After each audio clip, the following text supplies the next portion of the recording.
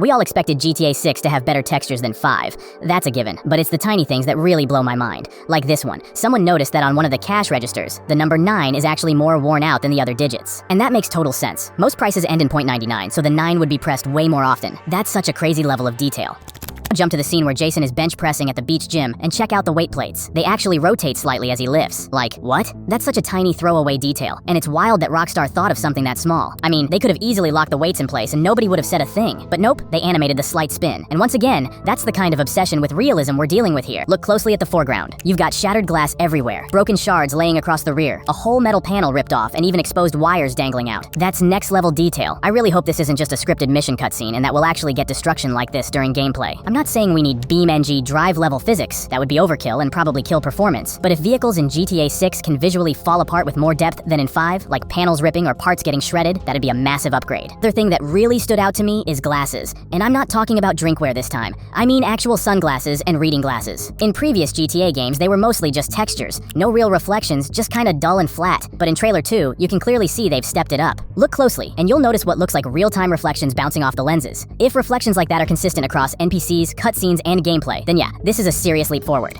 Same goes for car mirrors. We already saw a glimpse of this in Trailer 1. In one of the scenes, there was a clear reflection showing in the side mirror. But now, in Trailer 2, we get multiple scenes confirming it wasn't just a one-off. The reflections are there, they're sharp, and they're dynamic. So, finally, car mirrors are doing what they're supposed to do, reflecting the actual world behind you. It's the kind of thing that sounds basic, but in open-world games, it's pretty rare. Rockstar's clearly pushing the Rage engine further than animated beer bubble physics. No, I'm not kidding. That's literally the first thing I noticed when rewatching Trailer 2. In the scene with Jason asleep on the couch, you can actually see bubbles rising inside the opened beers on the table. And honestly, it's details like this that remind you why Rockstar's been working on this game for so long, but that's just the tip of the iceberg. And let's stick with that same scene for a second, because yeah, most people probably noticed that we've got a PS5 inside GTA 6. Could getting a tan actually be a thing in GTA 6? Jason doesn't always seem to have the exact same skin tone in every shot, and that might not just be lighting. We already had sunburn mechanics in RDR 2, so Rockstar clearly knows how to mess with skin effects based on environmental exposure. Considering how much time we'll probably spend shirtless in the Florida sun, it wouldn't be surprising if they added some kind of tanning system. Person driving animations look seriously leveled up. As far as I remember, we already had characters subtly vibing to the music in GTA 5, but here in 6, it looks even more refined. There's that gameplay-looking scene where Jason's tapping his finger to the beat on the steering wheel, and it feels so fluid and natural, like you're watching a real person zone out to their favorite track. Makes me think we'll see more of these kinds of small, unscripted moments during gameplay, not just static hands on the wheel.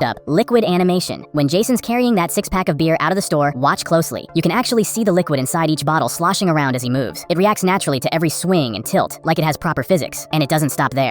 When Jason and Lucia raise a toast to a new beginning, you can clearly see the liquid moving inside their glasses too. But the craziest example? That one guy waving an open beer around. And you can literally see it spilling out, splashing onto the ground. The attention to detail is on point here. And let's stick with that same scene for a second, because yeah, most people probably noticed that we've got a PS5 inside GTA 6 before it even drops on PS5. But look closer. There are 2 controllers on the table, and what blew my mind is how the controller's light bar actually reflects through the beer bottle. That's not just good lighting. That's insane attention to material and transparency. I'm genuinely worried this game will be packed with hundreds of tiny details like this that most people will never even notice. And speaking of attention to detail, the environment reflections in this game are absolutely insane. In one of the scenes where Jason's passed out on the couch, you can actually see the TV screen reflecting not just on the glass picture frame to the left, but also on the surface of the table. It's subtle, but once you notice it, you realize just how far Rockstar has pushed their engine. These aren't just baked-in reflections either. They look dynamic in real time, so they went all in with ray-traced reflections this time around. Let's get into body variation and the possible return of gym mechanics. In that beach scene we mentioned earlier, Jason's benching 270 pounds like it's nothing, and Lucia's throwing kicks in what looks like an underground fighting club. All signs are pointing to the return of the muscle-fat stamina system from San Andreas, but probably way more advanced this time. Some people are already speculating that Jason and Lucia's physiques actually changed throughout the trailer, but honestly, it's hard to say for sure, since their outfits vary a lot and can mess with how their bodies look. Let's talk hair, because GTA 6 might be going full Red Dead 2 levels here, or even beyond. Jason is shown with different beard and hair lengths throughout the trailer, from short stubble to a full beard, and clean cut to slicked back styles. That strongly suggests we're getting a dynamic hair growth system, not just preset haircuts. And it's not just about styles. The hair physics look unreal. In the prison scene where Lucia gets out, her hair looks incredibly detailed and lifelike. I'm honestly curious how long her hair can get. If there's an option to max it out, I'm going for it, just to watch the physics in action. You can already see how insane it gets in that explosion scene with the destroyed bus. Her hair's getting whipped around by the wind like it's being hit by a real blast. So what do you think? Did Rockstar actually cook this time? Is this level of improvement over GTA 5 enough to blow your mind? Or is there something you still think they're missing?